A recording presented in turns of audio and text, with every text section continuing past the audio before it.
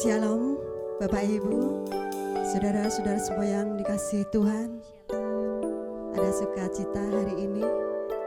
Mari saudara, kami semua mengajak kita untuk bersyukur di hadapan Tuhan.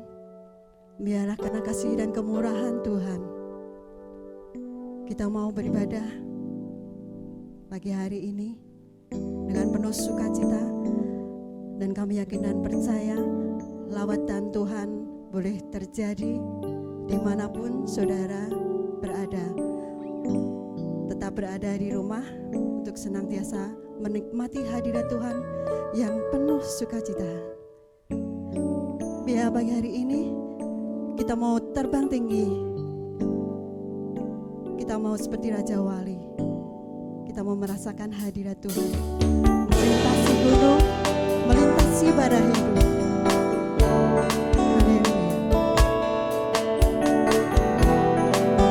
Aku ingin selalu berada di hadirat-Mu. Aku ingin selalu berada di hadirat-Mu. Aku ingin selalu berlindung dalam naungan-Mu. Di bawah kepak sayap-Mu, Kau bawaku terbang tinggi, melintasi langit biru, bagaikan Raja Wali, bagai Raja Wali, bagai Raja Wali, melintasi gunung tinggi, bagai Raja Wali, melintasi badai hidup. Di bawah kepak sayap-Mu, Kau bawaku terbang tinggi, melintasi langit biru, bagaikan Raja Wali. Aku ingin selalu berada di hadirat-Mu. Aku ingin selalu berlindung dalam naungan-Mu. Di bawah kepak sayap-Mu, Kau bawaku terbang tinggi, melintasi langit biru, bagaikan Raja Wali, bagai Raja Wali, melintasi gunung tinggi, bagai Raja Wali, melintasi badai hidup. Di bawah kepak sayap-Mu, Kau bawaku terbang tinggi, melintasi langit biru, bagaikan Raja Wali, bagai Raja Wali, melintasi gunung tinggi, bagai Raja Wali, melintasi badai hidup. Di bawah kepak sayap-Mu, Kau bawaku terbang tinggi, melintasi langit biru, bagaikan Raja Wali, melintasi langit biru, bagaikan Raja Wali, melintasi langit biru, bagaikan Raja Wali.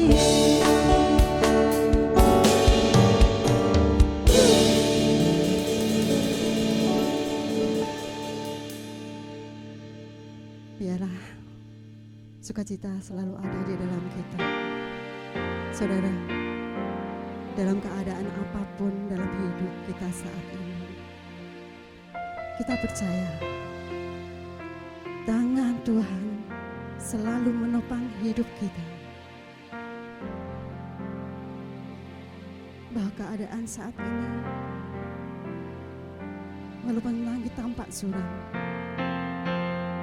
awan gelap pun menghadang, tapi kita yakin dan percaya kita akan melewati gelombang, bahwa Tuhan Yesus tak akan pernah tinggalkan kita.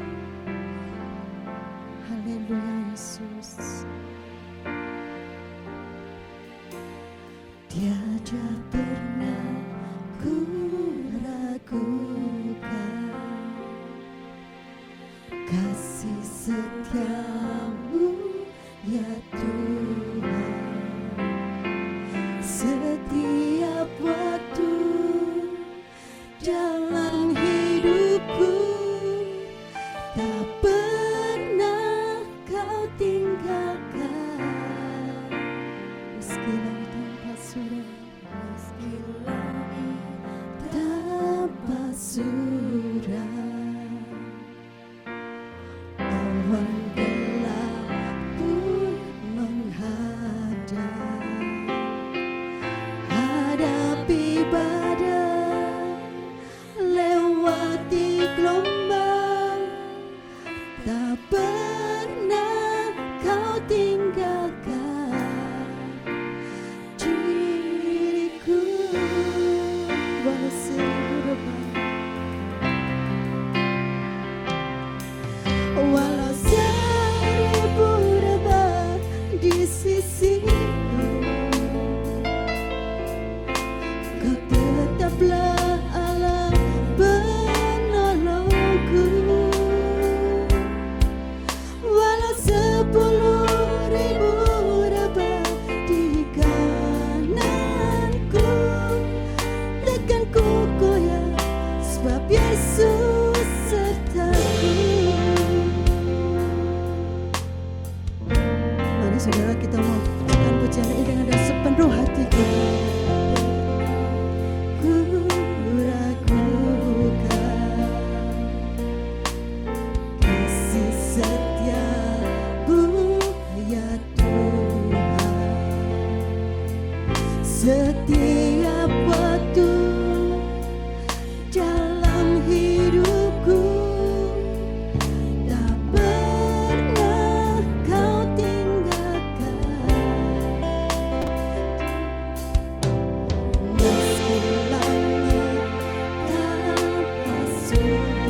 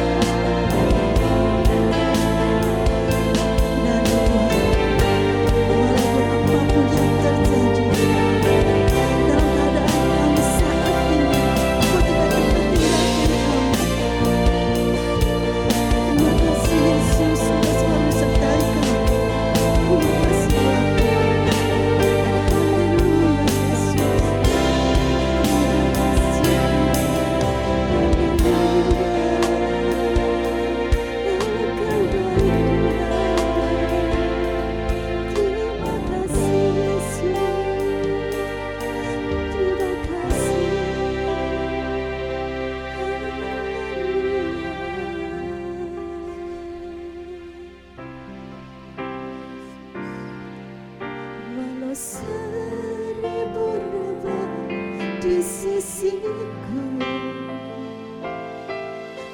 Kau tetaplah Allah penolongku.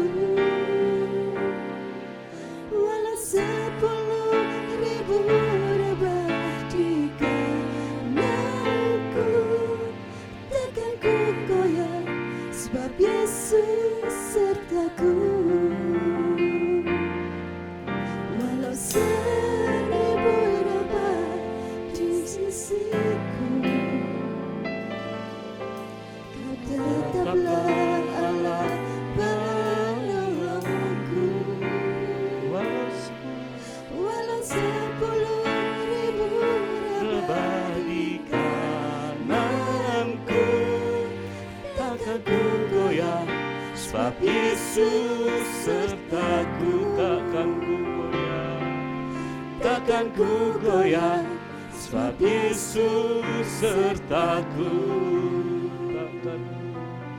Takkan ku goyah, sebab Yesus sertaku.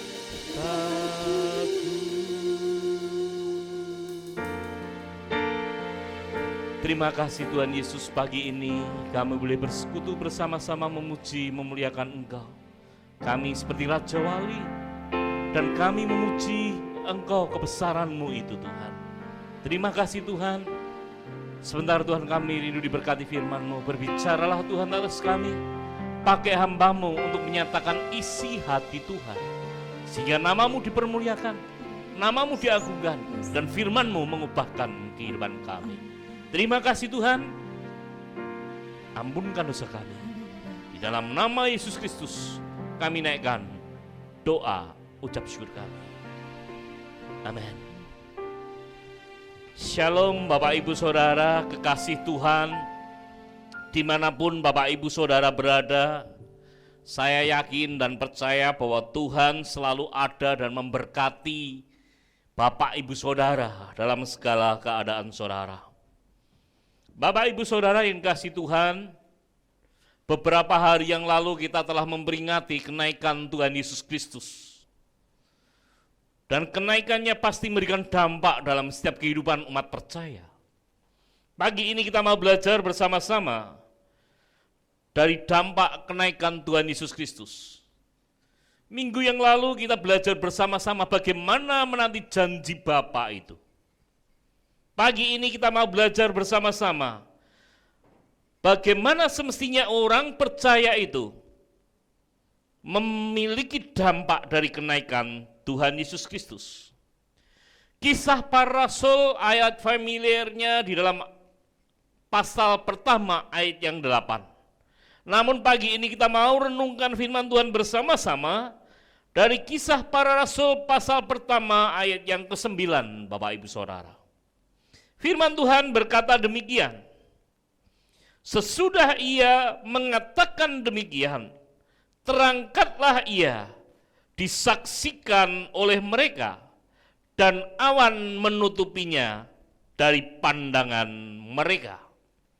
Saudara, di dalam kisah 1 ayat yang 9 ini, bagaimana para murid ini melihat kemuliaan Yesus itu terangkat, dia naik ke surga. Bapak Ibu Saudara yang terkasih di dalam Kristus Yesus, pagi ini kita coba akan lihat, belajar bersama-sama bagaimana dunia ini dibagi dalam masa, dari masa ke masa. Saudara, masa yang pertama disebut masa Bapa. Masa Bapa ini terjadi antara Adam sampai dengan Abraham, di mana di sana Allah Tuhan itu berkarya dengan karyanya, yaitu Allah Bapa.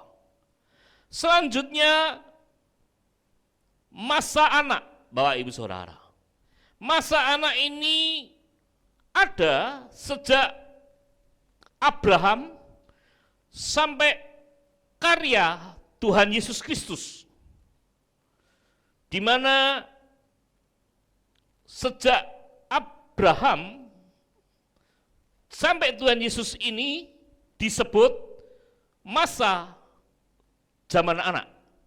Zaman anak ini sampai menyatakan bahwa kedatangan Tuhan Yesus yang pertama dan kenaikan Tuhan Yesus Kristus. Inilah masa anak itu. Lalu zaman saat ini Bapak Ibu Saudara itu disebut zaman Roh Kudus atau zaman kasih karunia. Kita tidak tahu sampai kapan zaman kasih karunia itu akan berakhir. Tapi ada masa di sana, kalau tadi ada 2000 tahun, 2000 tahun, waktu Tuhan itu jelas tidak kita tahu, ya. Bahkan Tuhan sendiri ketika dia berpesan tidak tahu kapan ia akan datang. Sehingga apa? Kita nggak tahu. Masa kedatangan Yesus yang kedua, kedatangan Yesus yang pertama kelahirannya, kedatangan Yesus kedua ini nanti ketika Tuhan Yesus datang di awan menjemput umatnya yang percaya. Disitulah terjadi kebangkitan umat Tuhan yang pertama. Ya. Sebelum kedatangan Tuhan Yesus yang kedua ini ada namanya masa tribulasi, masa penganiayaan yang berat, Bapak Ibu Saudara yang dikasihi Tuhan. Setelah itu, setelah kebangkitan kebangkitan yang pertama dan kedatangan Tuhan Yesus yang kedua ini, ada kerajaan milenium, kerajaan 1000 tahun. Setelah itu ada kebangkitan kedua, Bapak Ibu Saudara.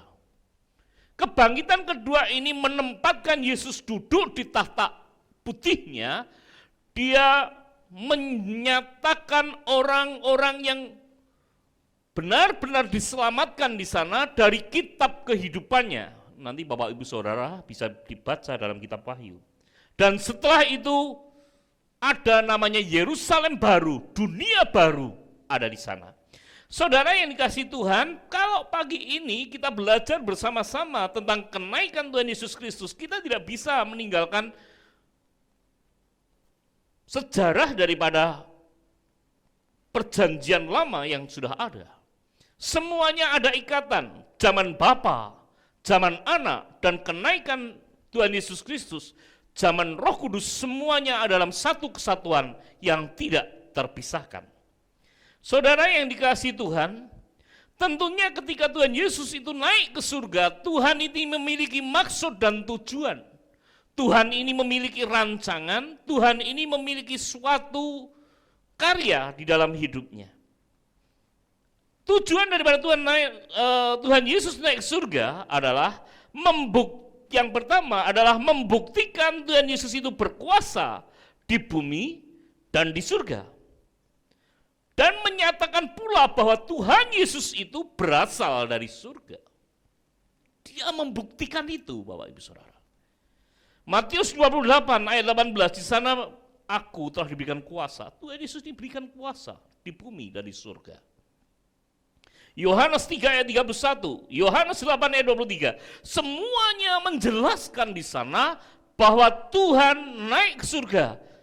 Itu membuktikan bahwa Tuhan itu berkuasa baik di bumi maupun di surga.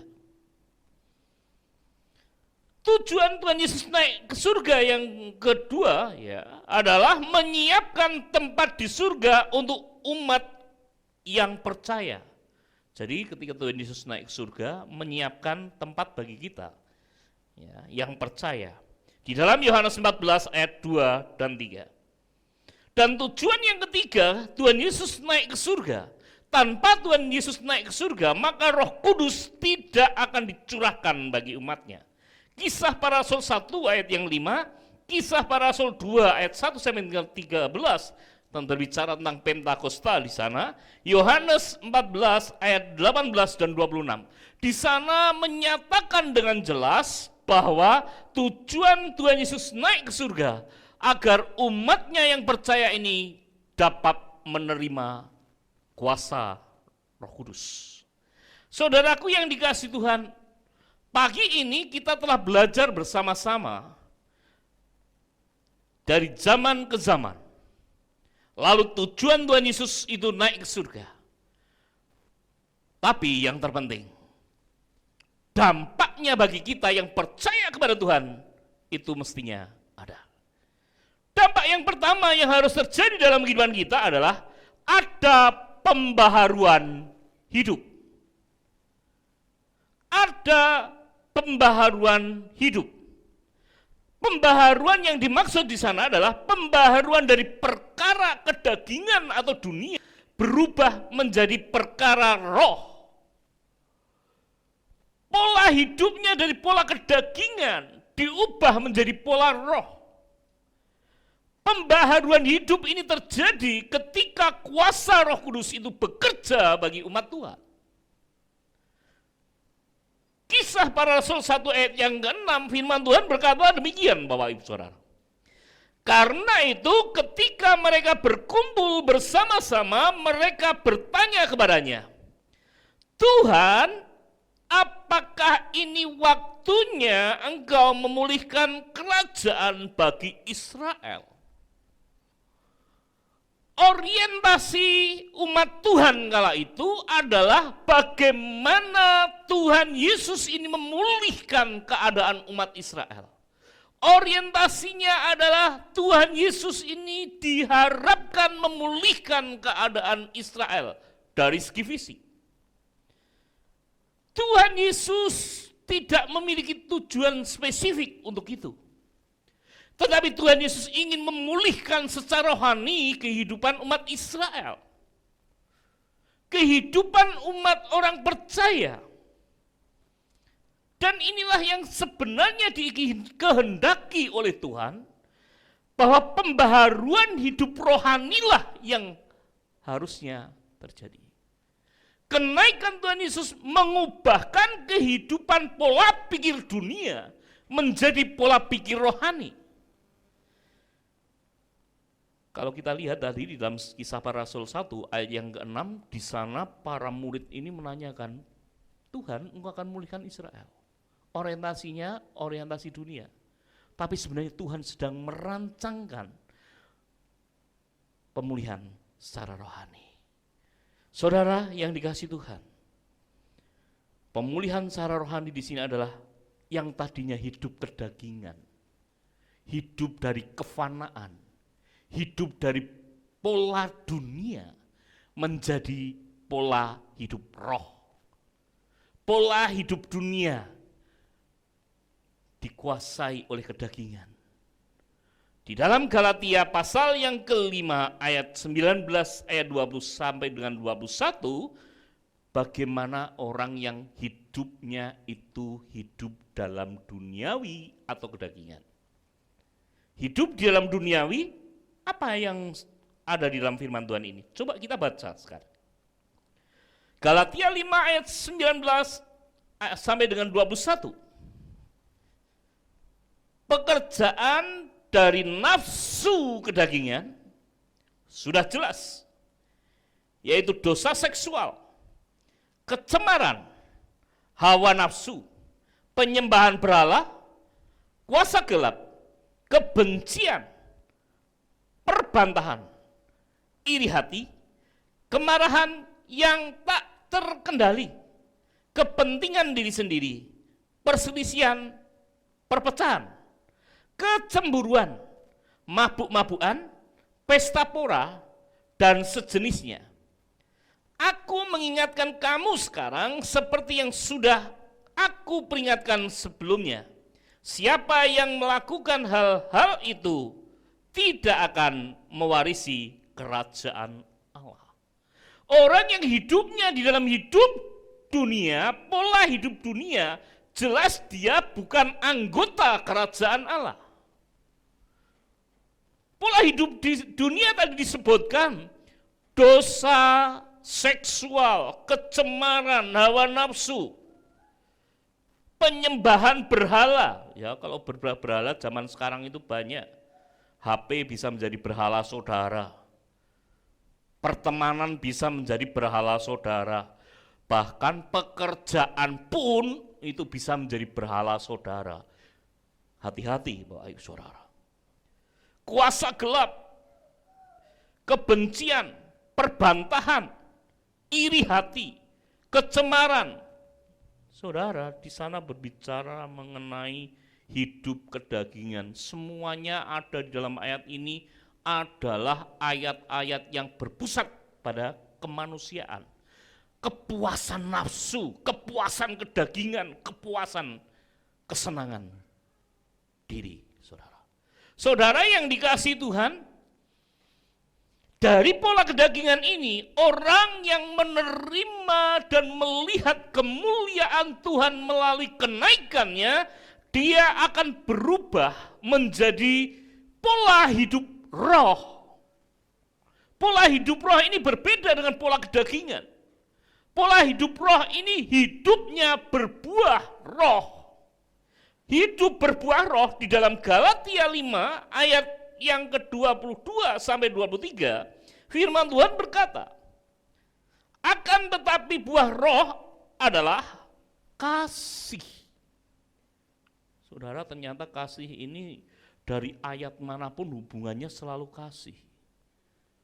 Kasih itu mengampuni, kasih itu memberi. Kalau di dalam Korintus ya pasal yang 13, di sana kita bisa lihat arti daripada kasih. Ada sukacita, ada damai sejahtera, ada kesabaran, ada keramahan, ada kebahagiaan, ada kebaikan, ada kesetiaan. Kalau minggu kemarin ya maaf, dalam kenaikan Tuhan Yesus kemarin berbicara mengenai ketaatan dan kesetiaan.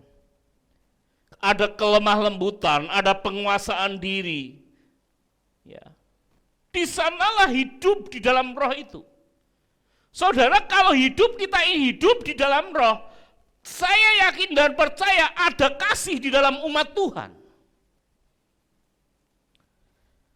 Ada sukacita. Saudara, ketika Tuhan Yesus ini naik ke surga, apa yang dialaminya para murid ini?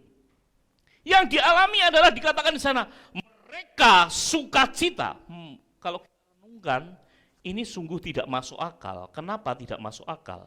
Karena ditinggal Tuhan Yesus kok sukacita. Coba bayangin Bapak Ibu Saudara, kalau Bapak Ibu Saudara ditinggalkan oleh saudara dekat saudara, saudara merasa bagaimana? Mesti merasa kehilangan, nangisnya mungkin bukan hanya 1 hari, mungkin berhari-hari. Tetapi kita lihat ketika Tuhan Yesus ini naik ke surga, yang terjadi adalah para murid ini penuh sukacita. Karena apa? Melihat kemuliaan Tuhan. Hidupnya hidup dari hidup kedagingan diubah menjadi hidup roh. Ada damai sejahtera, ada kesabaran, tidak mudah marah di sana. Hidupnya senantiasa baik, ada kesetiaan, kesetiaan pada Tuhan, kesetiaan pada keluarga, kesetiaan pada pasangan. Ini pola hidup di dalam roh. Saudara, apakah kita menjadi orang-orang yang memiliki dampak di dalam melihat kenaikan Tuhan? Poin yang pertama bisa kita pelajari. Dampak kenaikan Tuhan adalah kita ada pembaruan hidup dari hidup kedagingan ke arah hidup roh. Poin yang kedua yang bisa kita pelajari Bapak Ibu Saudara. Dampak daripada kenaikan Tuhan Yesus Kristus adalah para murid ini semakin berani bersaksi tentang Yesus Kristus. Ada dampak keberanian yang luar biasa. Bapak Ibu Saudara, keteladanan dari seorang Rasul Petrus ketika dia di pasal sebelumnya atau kitab sebelumnya kita lihat dia menyangkal Tuhan Yesus ini 3 kali ketika Tuhan Yesus ini disalibkan. Tetapi ketika dia ini berjumpa kembali dengan Tuhan, kalau minggu kemarin ketika para murid ini menanti janji Tuhan, ketika kita ikut ibadah kenaikan Tuhan, ketika para murid ini menerima janji Tuhan, perubahan radikal dalam diri seorang namanya Petrus itu terjadi. Dia mengalami perubahan yang tadinya penakut menjadi pemberani. Dan kita lihat sesuatu yang luar biasa terjadi.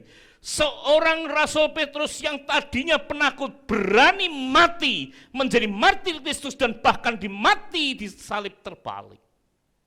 Suatu karya Tuhan yang ajaib dalam kehidupan kita. Semua karena kuasa Roh Kudus. Kisah 1 ayat yang 8. Akan tetapi kamu akan menerima kuasa ketika Roh Kudus telah datang kepadamu dan kamu akan menjadi saksiku di bumi, di Yerusalem, di Yudea dan Samaria dan sampai ke bagian bumi paling ujung. Ini dalam terjemahan yang lain. Sampai ke ujung bumi kita ini diberi kuasa untuk bersaksi. Bapak Ibu Saudara, perenungan buat kita. Kalau Bapak Ibu Saudara memperingati kenaikan Tuhan Yesus Kristus beberapa hari yang lalu, saudara semestinya memiliki dampak dalam kehidupan saudara. Saudara berani bersaksi dari hidup saudara. Yang tadinya hidupnya penuh dengan gosip dalam hidup kita. Kita ubah dari hidup menjadi roh. Kita memuji, memuliakan nama Tuhan. Kita lepaskan gosip dari hidup kita. Fungsi dari gereja, saudara, kita memiliki visi yang luar biasa. Matius 28 ayat 18 sampai 20. Amanat agung ini harus menjadi pegangan hidup kita. Kalau saudara percaya kepada Yesus, saudara harus menjadi pelaku firman. Saudara harus memenangkan banyak jiwa, menyelamatkan banyak jiwa. Bukan sekedar memindahkan orang dari gereja satu ke gereja lain, tetapi memenangkan banyak jiwa, membawa jiwa-jiwa yang haus dan lapar untuk datang kepada Tuhan. Inilah yang dimaui Tuhan. Karena Matius 28 ayat 18 sampai 20 menyampaikan firman demikian. Lalu Yesus datang dan berkata kepada mereka, segala kuasa telah diberikan kepadaku di surga maupun di bumi. Karena itu pergilah dan muridkanlah. Nah, ini saya sering mengambil di dalam terjemahan yang lain, Bapak Ibu Saudara. Ya. Semua bangsa, baptislah mereka di dalam nama Bapa dan Anak dan Roh Kudus. Ajarlah mereka untuk mentaati semua yang aku perintahkan kepadamu, dan lihatlah, aku akan beserta kamu bahkan sampai kepada akhir zaman. Saudara, kalau di dalam terjemahan baru, saya akan bacakan bagi Bapak Ibu Saudara di dalam Matius pasal yang ke-28 ayat 18 sampai dengan 20. Yesus mendekati mereka dan berkata, kepadaku telah diberikan kuasa di surga dan di bumi. Karena itu pergilah, jadikanlah semua bangsa muridku dan baptislah mereka di dalam nama Bapa dan Anak dan Roh Kudus dan ajarlah. Nah ini saudara, ajarlah mereka melakukan segala sesuatu yang telah kuperintahkan kepadamu dan ketahuilah aku menyertai kamu senantiasa sampai kepada akhir zaman. Anak Tuhan harus menjadi saksi Tuhan. Beranilah bersaksi. Kata berani bersaksi berarti menunjukkan diri kita ini mengalami perubahan. Hal yang buruk hidup kedagingan kita lepaskan. Tadinya dikuasai oleh nafsu, kalahkan nafsu itu. Tadinya dikuasai oleh amarah, kalahkan amarah itu. Tadinya dikuasai oleh iri, dengki, dan kebencian, kalahkan iri, dengki, dan kebencian itu. Ubahlah menjadi kasih, sukacita, dan damai sejahtera. Karena apa? Sebagaimana visi gereja kita. Kami melihat sebuah gereja di mana setiap orang menemukan kasih dan hidup kepada kepenuhan Kristus. Di dalam gereja itu ada iman. Iman yang berkarakter Kristus. Di dalam iman itu ada kasih dan pengampunan. Di dalam iman itu, di dalam karakter Kristus itu, ada pengorbanan. Saudaraku yang dikasihi Tuhan, pagi ini kita belajar dua hal dari dampak kenaikan Tuhan Yesus Kristus. Pagi ini kita belajar dua hal dari kenaikan Tuhan Yesus Kristus. Dampak dalam kehidupan kita Yuk kita mengalami pembaharuan hidup. Pembaharuan hidup ke arah Kristus. Ada keberanian untuk bersaksi tentang Kristus. Tutup Alkitab saudara. Pejamkan mata saudara. Kita mau berdoa bersama-sama. Kita mau renungkan firman Tuhan bersama-sama. Kita ini adalah bait suci Tuhan. Bait Roh Kudus yang senantiasa harus diperbaharui hidup kita. Kita mau jadi saksi Tuhan yang hidup, yang berkenan di hadapan Tuhan. Jadikan aku bait suci-Mu Tuhan. Jadikan aku bait suci-Mu, karena Engkau telah memilih bahkan sebelum dunia ini dibentuk. Jadikan aku bait suci-Mu yang kudus dan yang tiada bercela. Jadikan aku mesbah doamu bagi keselamatan bangsaku. Kita amini bahwa hidup kita telah dipilih oleh Tuhan agar kita memiliki kuasa Roh Kudus.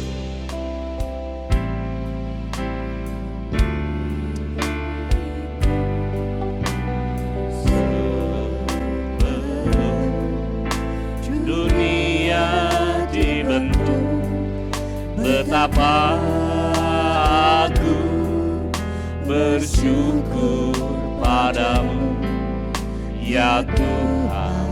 Amin. Allahku, Kau telah memanggilku,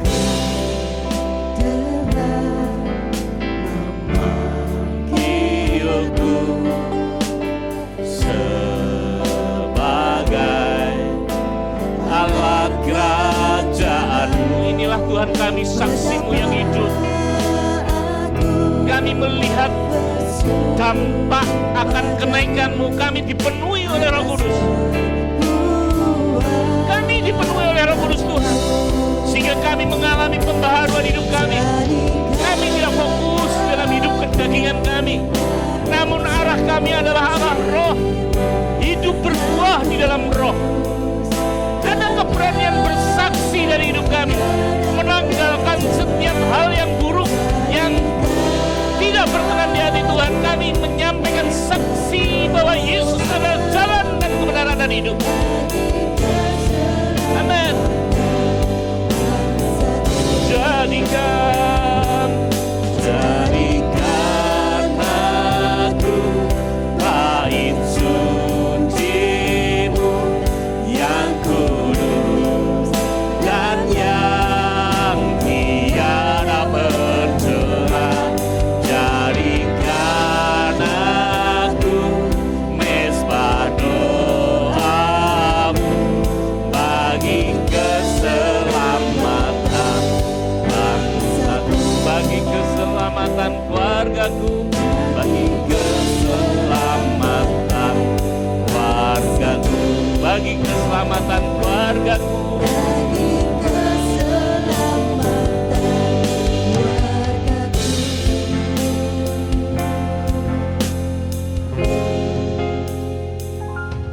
Pagi ini Tuhan kami bersyukur di hadapan-Mu, di mana Engkau telah mendidik kami akan kebenaran firman-Mu. Melalui kebenaran firman-Mu agar kami memiliki perubahan di dalam hidup kami. Kami mau berani bersaksi bagi nama Tuhan, bahwa Tuhan adalah satu-satunya jalan dan kebenaran dan hidup. Jadikan Bapa setiap anak-anak Tuhan saksi Tuhan yang hidup dari hidupnya. Berkati Bapa anak-anak-Mu dimanapun mereka berada. Berkati rumah tangganya, berkati pekerjaannya, berkati masa depannya. Campur tanganlah Tuhan bagi setiap apapun yang dikerjakan anak-anak Tuhan dimanapun mereka berada. Ekonomi mereka, kesehatan mereka, keluarga mereka, pekerjaan mereka, masa depan mereka, tangan kuasa Tuhan yang campur tangan dan memberkati. Terima kasih Tuhan, berdoa atas bangsa dan negara kami. Pulihkan Bapa bangsa negeri ini dari wabah pandemi COVID-19. Proteksi masyarakat seluruh Indonesia ini, rakyat Indonesia ini dengan kuasa darah Tuhan. Berkati para pemimpin negeri ini, Bapak Presiden, Bapak Gubernur, Ibu Bupati, camat, lurah, RW dan RT, berikan hikmat-Mu Tuhan. Berikan perlindungan-Mu atas mereka, berikan kesehatan-Mu atas mereka, sehingga Bapak mereka memimpin dengan bijak, sehingga pandemi segera berakhir oleh kebijakan beliau yang telah ambil. Terima kasih Tuhan, kami bersyukur buat berkat firman-Mu. Kami bersyukur buat doa yang telah kami naikkan. Tuhan campur tangan, menyertai dan memberkati. Bapak Ibu Saudara yang kasih Tuhan, mari bangkit berdiri bersama-sama. Kita akan terima berkat dari Tuhan. Bapak Ibu Saudara, berkatilah engkau di dalam nama Bapa, di dalam nama Putra, di dalam nama Roh Kudus. Memberkati dalam rumah tanggamu, memberkati di dalam pekerjaanmu, memberkati dalam masa depanmu, memberkati apapun yang kau kerjakan, dijadikannya berhasil. Dari sekarang sampai Maranatha, Tuhan hadir kedua kalinya. Amin. Segala puji, hormat, syukur, menaikkan kepadamu, Allah Bapa, Allah Anak, Allah Roh Kudus. Haleluya. Amin. Amin. Silah namamu Tuhan.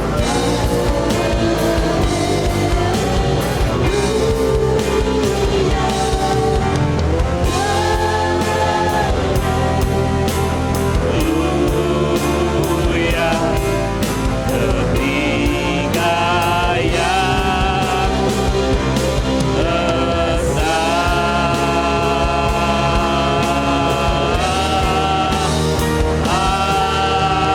Amin. Kemuliaan bagimu. Ibadah selesai. Tuhan Yesus memberkati bagi Bapak Ibu Saudara dimanapun Bapak Ibu Saudara berada. Amin.